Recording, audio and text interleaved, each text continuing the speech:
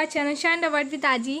तो आप सभी लोग कैसे हैं? आई होप आप सभी लोग बहुत ही अच्छे होंगे, बहुत ही अच्छे से पढ़ाई कर रहे होंगे। तो इस वीडियो में हम लोग देखने वाले हैं क्लास 12 एजुकेशन का जो आपका पार्ट 2 है, उसका चैप्टर 2 प्रेरणा व अवधान के मोस्ट इम्पॉर्टेंट दीर्घ उत्तरीय प्रश्नों के उत्तर। ये जो क्वेश्चन आंसर है ये आपके लिए बहुत इंपॉर्टेंट है। इससे पहले की वीडियोज़ में हम लोग इसके अति लघु उत्तरीय, लघु उत्तरीय सभी क्वेश्चन कवर कर चुके हैं। चैप्टर 1 भी कवर कर चुके हैं। अगर जो आपने वीडियोज़ नहीं देखी हैं तो आप उसे देख लीजिए, वो भी बहुत इंपॉर्टेंट है। तो चलिए स्टार्ट करते हैं। तो इस वीडियो का जो फर्स्ट क्वेश्चन है हमारा वो है, प्रेरणा का अर्थ स्पष्ट कीजिए तथा परिभाषा निर्धारित कीजिए। प्रेरणा के मुख्य स्रोतों का वर्णन कीजिए। या फिर अभिप्रेरणा से आप क्या समझते हैं, यहाँ पे हमें ये बताना है। मतलब कि हमें प्रेरणा क्या है, उसकी परिभाषा क्या होती है, उसके स्रोत क्या हैं, ये सारा कुछ हमें इस क्वेश्चन के अंतर्गत बताना है। तो चलिए स्टार्ट करते हैं। सबसे पहले हम लोग देखेंगे कि प्रेरणा का अर्थ क्या होता है या प्रेरणा की परिभाषा हम क्या दे सकते हैं। तो प्रेरणा एक मानसिक क्रिया है जो किसी प्रकार के व्यवहार को प्रेरित करती है। दूसरे शब्दों में प्रेरणा मानसिक तत्परता की वह स्थिति है जो व्यक्ति को कार्य में नियोजित करती है और किसी लक्ष्य की प्राप्ति के लिए अग्रसर करती है। तो प्रेरणा क्या होती है? जो प्रेरणा होती है वो एक मानसिक प्रक्रिया होती है जो कि किसी व्यक्ति को उसके लक्ष्य को प्राप्त करने में सहायता करती है, उसके लक्ष्य की प्राप्ति के लिए अग्रसर करती है, उसमें सहायता करती है। इस प्रकार मनोवैज्ञानिक अर्थ में प्रेरणा एक प्रकार की आंतरिक उत्तेजना है। आगे बढ़ते हैं। जिस पर हमारा व्यवहार आधारित रहता है अथवा जो हमें कार्य करने के लिए प्रेरित करती है। मतलब कि जो प्रेरणा होती है वो एक आंतरिक उत्तेजना है जिससे पर जो हमारा व्यवहार होता है वो आधारित होता है और ये हमें कार्य करने के लिए भी प्रेरित करती है और लक्ष्य प्राप्ति तक चलती रहती है। कोई व्यक्ति कार्य क्यों करता है, भोजन क्यों करता है या प्रेम या घृणा क्यों करता है, यदि प्रश्नों का संबंध प्रेरणा से है। ये जैसे कि कोई भी व्यक्ति है कोई कार्य किस लिए करता है, क्योंकि उसको इस चीज़ की प्रेरणा मिलती है कि हाँ ये कार्य करने से आपको इस लक्ष्य की प्राप्ति होगी। जैसे कि आप अच्छे से पढ़ाई करते हैं तो आपको आगे चल के अच्छी जॉब होगी, ये आपको प्रेरणा मिलती है। कोई भी कहता है कि बच्चा पढ़ो, आपके मम्मी पापा कहते हैं, आपके पेरेंट्स बोलते हैं कि बेटा पढ़ो तभी आप आगे जाके अच्छी जॉब कर सकते हैं, आपका लाइफ अच्छी बन सकती है। तो आपके मम्मी पापा आपको प्रेरणा देते हैं तभी आप आगे पढ़ पाते हैं। इस प्रकार प्रेरणा एक प्रकार की आंतरिक शक्ति है जो हमें कार्य करने के लिए प्रेरित को बाध्य करती है। आगे बढ़ते हैं। अब हम लोग देखेंगे विभिन्न मनोवैज्ञानिक ने प्रेरणा की परिभाषाएं क्या दी है। अलग अलग मनोवैज्ञानिकों ने अलग अलग परिभाषाएं दी हैं। तो आपको सभी परिभाषाएं आपको ये पता होना चाहिए कि किस वैज्ञानिक ने कौन सी परिभाषा दी है, क्योंकि ये आपका एमसीक्यू में आ जाता है या फिर वन लाइनर में भी ये क्वेश्चंस आ जाते हैं। तो सबसे पहले देखेंगे गिलफोर्ड। जो गिलफोर्ड है इनके द्वारा कौन सी परिभाषा दी गई है। तो इन्होंने कहा है प्रेरणा एक कोई भी विशेष आंतरिक कारक अथवा दशा है जो क्रिया को प्रारंभ करने अथवा बनाए रखने की प्रवृत्ति होती है। तो गिलफोर्ड जी ने क्या कहा है कि प्रेरणा कोई भी ऐसी विशेष और मतलब कि कोई भी ऐसी क्रिया होती है जो कि आंतरिक कारक अथवा दशा होती है जो कि क्रिया को करने के लिए और उसे बनाए रखने के लिए, मतलब कि कोई कार्य करने और उसे निरंतर करने के लिए सहायक होती है। नेक्स्ट है हमारा वुडवर्ड के द्वारा क्या दिया गया है। यहाँ पे हम लोगों ने सभी मोस्ट इंपॉर्टेंट जितने भी मनोवैज्ञानिक हैं उनके द्वारा ही डिफिनेशन दिए हैं, तो आपको सभी के सभी पता होना ज़रूरी है। तो वुडवर्ड के अनुसार प्रेरणा व्यक्तियों की दशा का वह समूह है जो किसी निश्चित उद्देश्य की पूर्ति के लिए निश्चित व्यवहार स्पष्ट करती है। तो मतलब कि प्रेरणा क्या है? प्रेरणा व्यक्तियों की दशा का वह समूह है जो किसी निश्चित उद्देश्य की पूर्ति के लिए निश्चित व्यवहार स्पष्ट करती है। उसके बाद है हमारे मैकडूगल। तो मैकडूगल के अनुसार क्या है प्रेरणा? तो मैकडूगल के अनुसार है प्रेरणा वे शारीरिक अथवा मानसिक दशाएं हैं जो किसी कार्य को करने के लिए प्रेरित करती हैं। इनके अनुसार बहुत ही ईजी है। प्रेरणा व शारीरिक अथवा मानसिक दशाएं हैं या अवस्थाएं हैं जो किसी कार्य को करने के लिए हमें प्रेरित करती हैं। उसके बाद आ जाता है जॉनसन के अनुसार क्या है।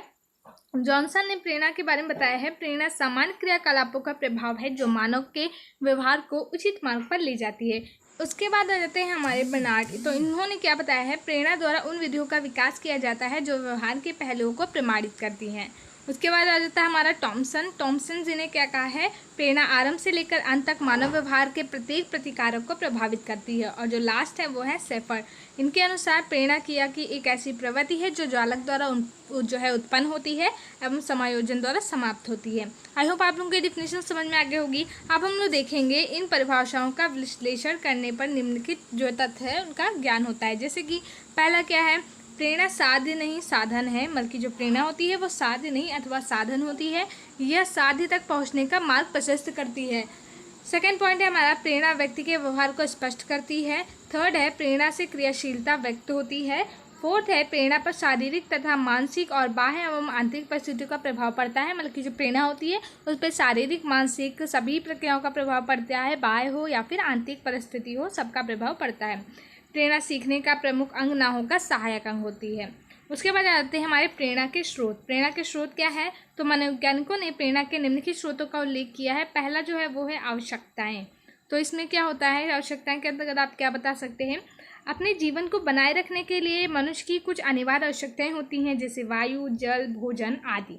जब मनुष्य की इन आवश्यकताओं की पूर्ति नहीं होती तो शारीरिक तनाव उत्पन्न हो जाता है और वह उनकी पूर्ति के लिए किसी न किसी रूप से क्रियाशील हो जाता है। उदाहरण के लिए, जब किसी व्यक्ति को प्यास लगती है तो वह पानी की खोज के लिए तत्पर हो जाता है, और जब तक उससे पानी प्राप्त नहीं होता तब तक उसका शरीर तनाव में बना रहता है। आई होप आप लोगों को समझ में आ रहा होगा। आगे देखते हैं। पानी प्राप्त हो जाने पर उसका जो शरीर होता है वो तनाव से, उसका शरीर जो होता है तनाव से मुक्त हो जाता है। इस संबंध में बोरिंग और गरफील्ड ने लिखा है, आवश्यकता शरीर की अनिवार्यता या अभाव है जिसके परिणाम स्वरूप शारीरिक अस्थिरता या तनाव उत्पन्न हो सकता है। इस तनाव में ऐसा व्यवहार करने की प्रवृत्ति होती है जिसमें आवश्यकता के परिणाम स्वरूप उत्पन्न होने वाला तनाव समाप्त हो जाता है। उसके बाद सेकेंड स्रोत है हमारा चालक। चालक क्या होता है? चालक की उत्पत्ति आवश्यकताओं के द्वारा होती है। उदाहरण के लिए, पानी व्यक्ति को आवश्यक है, पानी व्यक्ति के लिए आवश्यक है। यह पानी की आवश्यकता ही प्यास चालक को जन्म देती है। इस प्रकार चालक प्राणियों की एक निश्चित प्रकार की क्रियाएं या व्यवहार के लिए प्रेरित होती हैं। उसके बाद रहता है हमारा उद्दीपन। उद्दीपन बहुत ही इंपॉर्टेंट है, ये आपको अच्छे से पता होना चाहिए। उद्दीपन वे वस्तुएं होती है जिनके द्वारा चालकों की संतुष्टि होती है। उदाहरण के लिए, प्यास चालक की संतुष्टि पानी के द्वारा होती है। मतलब कि जो किसी को प्यास लगी है तो उसकी जो प्यास किसके द्वारा होगा? पानी मिलेगा तभी उसको प्यास उसकी शांत होगी। अतः यहाँ पानी उद्दीपन होता है, तो यही जो पानी है वो उद्दीपन कहलाएगा। इसी प्रकार काम जो है चालक का उद्दीपन विपरीत लिंगी प्राणी होगा। बोरिंग एंड गिलफ्रीड के अनुसार उद्दीपन को उस वस्तु, स्थिति या क्रिया के रूप में परिभाषित किया जा सकता है जो व्यवहार को उद्दीपन और निर्देशित करता है। इस प्रकार स्पष्ट है कि आवश्यकता, चालक एवं उद्दीपन का घनिष्ठ संबंध है। हिलगार्ड के शब्दों में आवश्यकता से चालक का जन्म होता है। मतलब जब आवश्यकता होती है तभी चालक का जन्म होता है, और चालक बढ़े हुए तनाव की स्थिति में जो कार्य और आरंभिक व्यवहार की ओर अग्रसर रहता है। उद्दीपन बाह्य वातावरण की कोई वस्तु होती है जिससे आवश्यकता की संतुष्टि की प्रक्रिया चालक द्वारा गति बंद कर देती है। उसके बाद आ जाता है हमारा प्रेरक। ये भी बहुत ही इंपॉर्टेंट है, इसको भी देख लेते हैं हम लोग। प्रेरक के अंतर्गत उद्दीपन, चालक, आवश्यकता तथा तनाव आदि सभी आ जाते हैं। बल्कि आगे जितने भी हमने स्रोत पढ़े वो सारे के सारे प्रेरक के अंतर्गत आ जाते हैं। प्रेरक के संबंध में मनोवैज्ञानिक ने विभिन्न मत हैं। कुछ मनोवैज्ञानिक प्रेरकों को जन्मजात शक्तियाँ मानते हैं तो कुछ उन्हें मुक्ति की शारीरिक या मनोवैज्ञानिक स्थिति मानते हैं, परंतु अधिकांश मनोवैज्ञानिक प्रेरक को वह शक्ति मानते हैं जो व्यक्ति को कार्य करने के लिए उत्तेजित करती है। दूसरे शब्दों में प्रेरक व्यक्ति के व्यवहार की दशाओं को निर्धारित करती है। विभिन्न विद्वानों ने प्रेरकों की विभिन्न परिभाषाएं दी गई हैं। तो जो पहले हैं वो हैं ब्लेयर, जेम्स व सीशन के अनुसार प्रेरक हमारी मौलिक आवश्यकताओं से उत्पन्न होने वाली वे शक्तियां हैं जो व्यवहार को दिशा व प्रयोजन प्रदान करती है। तो जो ब्लेयर, जेम्स और सीशन हैं इन्होंने क्या बताया है? प्रेरक हमारी मौलिक आवश्यकताओं से उत्पन्न होने वाली शक्तियाँ होती हैं जिसके द्वारा जो हमारे व्यवहार है उसे दिशा और प्रयोजन जो है मिलता है या फिर प्रयोजन प्राप्त करता है। उसके बाद शेफर तथा अन्य के अनुसार प्रेरक क्रिया की एक ऐसी प्रवृत्ति है जो कि चालक द्वारा उत्पन्न होती है और समायोजन द्वारा समाप्त होती है। आई होप आप लोगों को ये समझ में आ गया होगा प्रेरक क्या होता है, सारा कुछ, इसके स्रोत वगैरह। तो चलते हैं हमारे नेक्स्ट क्वेश्चन पे। उसके बाद सेकंड क्वेश्चन हमारा वो है, सीखने में प्रेरणा के स्थान के महत्व का उल्लेख कीजिए, या प्रेरणा क्या है, सीखने के लिए प्रेरणा आवश्यक है, इस कथन की पुष्टि करिए। तो अभी हम लोगों ने देखा प्रेरणा होता क्या है। जो फर्स्ट क्वेश्चन था वो हमारा था कि प्रेरणा क्या होता है, प्रेरणा की परिभाषा दीजिए, प्रेरणा के स्रोत बताइए। अब हम लोगों को देखना है कि जो प्रेरणा है, प्रेरणा का सीखने में महत्व क्या है, प्रेरणा क्यों आवश्यक है हमारे सीखने के लिए। तो ये क्वेश्चन भी बहुत बार बनता है। अगर जो आपको वो अगर चाहें तो आप प्रीवियस ईयर क्वेश्चन पेपर में देख सकते हैं। ये क्वेश्चन भी आप लोगों के लिए बहुत इंपॉर्टेंट है। तो सीखने में प्रेरणा का स्थान, महत्व क्या होता है। सीखने में प्रेरणा का जो स्थान है वो अत्यंत महत्वपूर्ण होते हैं। बिना किसी प्रेरणा के हम कुछ भी नहीं सीख सकते। थॉमसन के अनुसार बालक की मानसिक क्रिया के बिना विद्यालय में सीखना बहुत कम होता है। सर्वश्रेष्ठ सीखना उस समय होता है जबकि मानसिक क्रिया सर्वाधिक होती है। अधिकतम मानसिक क्रिया प्रबल प्रेरणा के फलस्वरूप होती है। डॉक्टर सीताराम जायसवाल के अनुसार व्यक्ति के अंदर कुछ ऐसे तत्व होते हैं जिनके कारण व्यक्ति प्रक्रिया करता है। वातावरण के साथ क्रिया किसी विशेष प्रेरक द्वारा प्रेरित होती है। इस क्रिया के फलस्वरूप सीखना होता है। इस प्रकार सीखने के लिए अभिप्रेरणा आवश्यक होती है।